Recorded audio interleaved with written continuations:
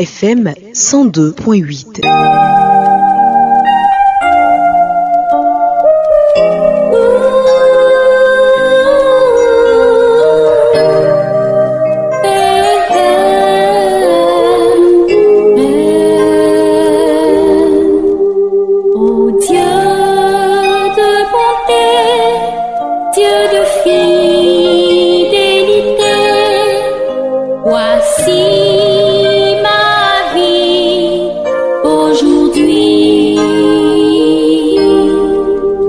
Pour le Christ aujourd'hui.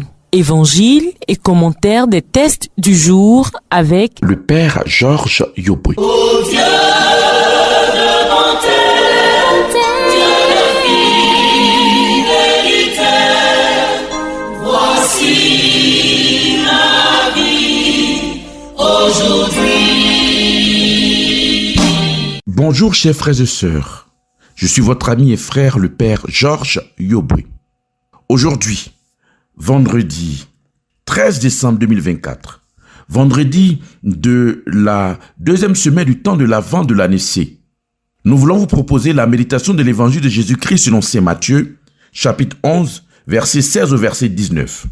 Aujourd'hui, l'Église nous donne de faire mémoire de Sainte Lucie, vierge et martyre. La couleur liturgique est le rouge. Écoutons. En ce temps-là, Jésus déclarait aux foules, « À qui vais-je comparer cette génération? Elle ressemble à des gamins assis sur les places, qui en interpellent d'autres en disant, « Nous avons joué de la flûte et vous n'avez pas dansé. Nous avons chanté des lamentations et vous ne vous êtes pas frappé la poitrine. » Jean est venu. En effet, il ne mange pas, il ne boit pas, et l'on dit c'est un possédé. Le Fils de l'homme est venu. Il mange et il boit, et l'on dit, voilà un glouton et un ivrogne, un ami des publicains et des pécheurs. Mais la sagesse de Dieu a été reconnue juste à travers ce qu'elle fait. Parole du Seigneur. Nous rendons grâce à Dieu.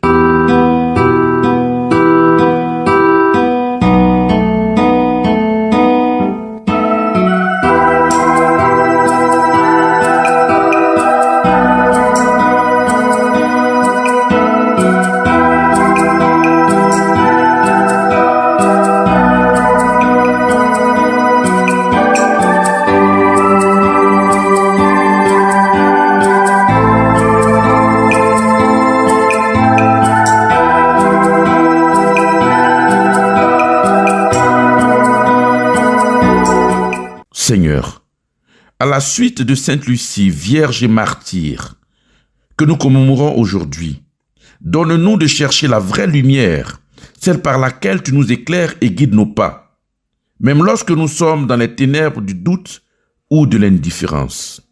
Frères et sœurs, avec un regard de poète, Jésus savait saisir la vie quotidienne. Cela donne tant de charme à ses paraboles. En quelques mots, il dessine la scène. Ici, des groupes d'enfants qui jouent sur les places. Insouciants, certains s'amusent joyeusement et par leur musique invitent à la légèreté de la danse. D'autres, par contre, déjà oppressés par les difficultés de la vie, entendent des lamentations. Jeu d'enfants et engagement de Dieu au creux de toute histoire. Personne n'entend, personne pour répondre, se réjouir ou partager la peine. Que vont faire les foules à qui s'adressent ces paroles? Accueillir, refuser le message? La parole pour entraîner les hommes à son jeu. Prophète, ascète, Jean est venu, a mis à mal la tiédeur des bien-pensants et interpellé leur suffisance. Mais ils ne se sont pas remis en question. Vient alors Jésus qui inaugure le temps de la joie pour tous. Le voilà traité d'ivrogne, condamné pour être trop peu regardant dans ses amitiés. Le problème évoqué par Jésus ici n'est pas de choisir entre pleurs et joie, entre danse et lamentation, entre lui ou Jean-Baptiste, mais il pointe notre incapacité à entrer dans le jeu. Notre cœur est-il à ce point endurci que nous restons sourds aux autres? La question n'est pas tant de savoir qui a raison, entre ceux qui chantent, entre ceux qui pleurent ou ceux qui sont joyeux, mais d'être capable d'entendre quelque chose de ce que l'autre, mon prochain, vit et à quoi il m'invite. Est-ce que mon cœur est sensible à ce qui se passe autour de moi? Suis-je encore capable de l'accueillir, accueillir ce prochain dans ce qu'il traverse, comme joie ou comme peine, pour ce qu'il est, avec ses joies et ses tristesses, ses certitudes et ses angoisses? À juger trop vite, à se faire une pensée toute faite, et en fin de compte, à n'entrer ni dans une proposition ni dans l'autre. Nous ne sommes peut-être pas finalement aussi différents de cette génération qui qualifiait à la fois Jean-Baptiste de possédé et Jésus de glouton et d'ivrogne. Mais le temps de l'Avent nous rappelle ce que Dieu a fait pour nous. Lui n'a pas hésité un instant avant d'entrer dans le jeu de notre histoire, de monter sur la scène du monde pour changer la tragédie de notre vie et réorienter notre existence vers lui. Il est venu nous appeler à sa suite, à sa vie, à son amour et à sa paix, pour que nous puissions jouer avec ses règles. Il invite les enfants que nous sommes à cesser de nous invectiver en voulant contraindre les autres enfants à penser et à jouer comme nous le voulons. Pour jouer ensemble ce jeu divin et former la ronde de ceux qui s'accueillent mutuellement dans le respect et l'amour. La venue du Fils de l'homme en notre chair consiste à nous entraîner dans ce jeu à la manière de Dieu. Un jeu de simplicité, un jeu de sensibilité, un jeu de flexibilité. Oui, bien-aimés dans le Seigneur, vous avez entendu, ni l'un ni l'autre n'a accusé, mais cet évangile pointe du doigt notre capacité à nous laisser émouvoir, à nous laisser toucher. Vous savez, frères et sœurs, l'indifférence en griffe est un tueur silencieux. Celui qui est indifférent, on n'arrive pas à percevoir son état émotionnel. On n'arrive pas à déceler en lui ce qu'il ressent, ce qu'il pense, ce qu'il désire communiquer. Il n'arrive pas à exprimer ses joies ou il n'arrive pas à exprimer ses tristesses. Celui qui est indifférent est un danger pour son environnement. Imaginez-vous, vous vivez dans un couple où vous avez un conjoint qui est indifférent. Il ne sait pas dire merci, il ne sait pas faire des compliments. Vous ne savez pas à quel moment il n'est pas content. Mais si vous vivez dans une atmosphère pareille, je parie que vous allez vivre sous tension. Je comprends pourquoi aujourd'hui dans beaucoup de couples, dans beaucoup de familles, il y a des personnes qui ont l'hypertension. C'est vrai, tout ça, ça donne de l'hypertension. Mais tu ne sais même pas à quel moment, quel est son état émotionnel. Le gars, il est indifférent. Le patron au travail, il est le chef d'entreprise. Pour lui, c'est le travail qui doit être fait dans le travail, au service. Ce pourquoi tu es engagé, ce pourquoi tu es payé, tu dois le faire. Si l'employé ne se sent pas bien, ne se porte pas bien, si l'employé vit un événement heureux à partager, il y a des gens dans les sociétés qui sont quasiment indifférents. Ils ne sont jamais là pour partager les moments de joie, les moments de tristesse. Jésus disait dans cet évangile, comme vous l'avez entendu, il prend cette image comme une poésie de ses enfants. Nous avons chanté des lamentations et vous ne vous êtes pas frappé la poitrine. Nous avons joué de la flûte et vous n'avez pas dansé. Cette image qui invite à être attentif à notre environnement vient nous présenter la pertinence de l'évangile qui est annoncé. Frères et sœurs, bien-aimés dans le Seigneur, Jésus tente de réveiller la foule. Il essaie de leur faire porter leur regard sur eux-mêmes. Il les invite à examiner leurs réactions. Il les compare à des gamins, à des enfants, et encore à des enfants qui ne savent pas profiter de ce qui se passe autour d'eux. Ces enfants semblent blasés. Ils ne se laissent pas toucher quand on leur joue un air de fête. Ils ne sont pas plus sensibles quand d'autres se plaignent ou se lamentent. Jésus nous demande, voulez-vous être comme ces enfants qui se bouchent les oreilles et le cœur? Ou voulez-vous être comme ceux qui offrent de la musique joyeuse et qui savent aussi pleurer quand il le faut? Jésus rappelle à la foule qui il est. Il est celui qui a bu et pris des repas avec eux.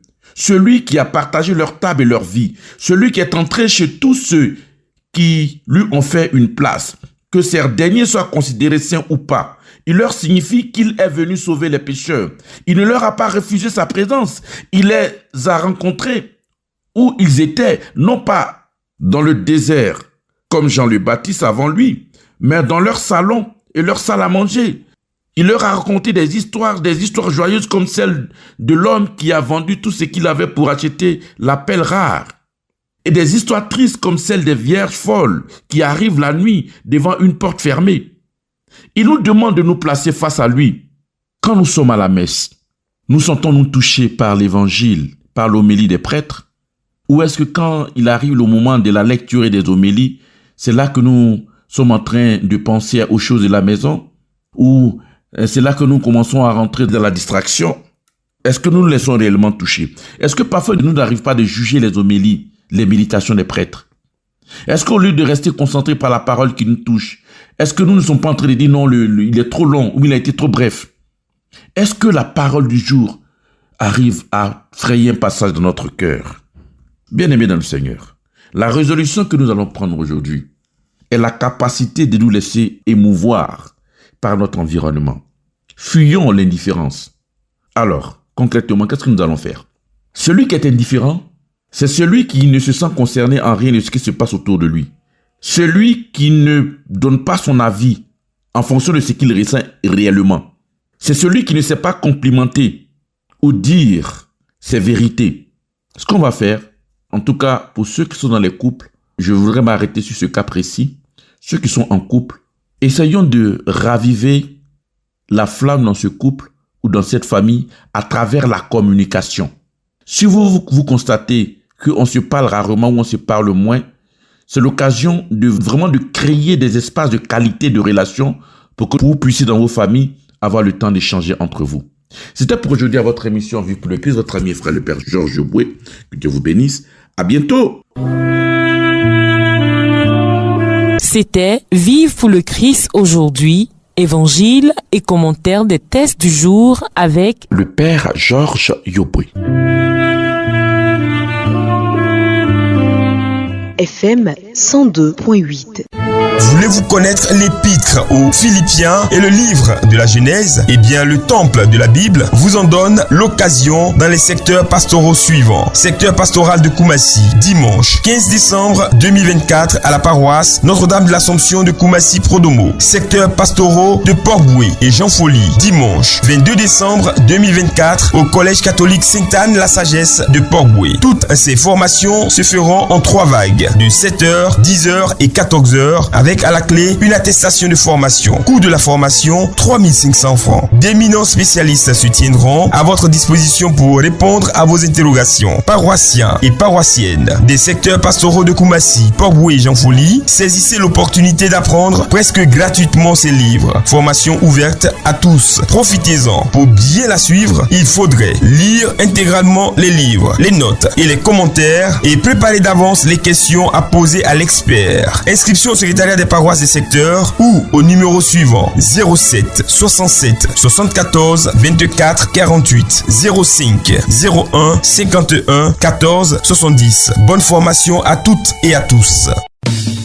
Et revoilà le traditionnel rendez-vous de fin d'année de Radio Espoir au Sanctuaire Marial National d'Abidjan. Ave, Ave, Ave Maria. Avec l'accompagnement spirituel du révérend Père Armazano, directeur spirituel, Radio Espoir vous convie à son pèlerinage annuel de fin d'année le samedi 28 décembre 2024 au Sanctuaire Marial National d'Abidjan de 8h à 14h. Thème: je vous ferai sortir de vos tombeaux. Je l'ai dit et je le ferai. Confère Ézéchiel 37, 12 à 14. Orateur Père Armazanou, directeur spirituel des agents et auditeurs de Radio Espoir. Animation Le Cœur Divin.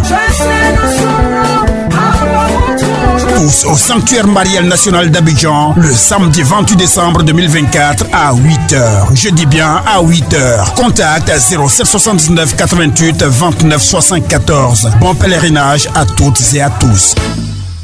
En cette année jubilaire, achevons notre cathédrale. Fidèles laïcs, jeunes, hommes et femmes, prêtres catholiques, religieux, religieuses, diocésains de Grand Bassam, peuple des dieux, remobilisez-vous, déposez vos dons directement sur vos paroisses ou bien connectez-vous avec votre smartphone sur la plateforme www.parichbassam.com et envoyez vos dons mensuels ou vos dons anonymes en toute tranquillité au 07 67 47 47 77 ou au 05 85 97 97 10 ou encore au 01 52 39 07 07. Oui, pour ce jubilé de l'Église en cette année 2025, remobilisez-vous en tant que pèlerin de l'espérance pour achever la cathédrale Saint-Esprit en vue d'y célébrer les diverses festivités de ce jubilé des 2025 ans de l'Église. Votre bonté portera beaucoup de fruits. Que Dieu vous bénisse. FM 102.8. Radio Espoir, plus que jamais, vous communique la vie de Dieu. Radio Espoir, l'amour de Dieu dans vos cœurs et dans vos foyers.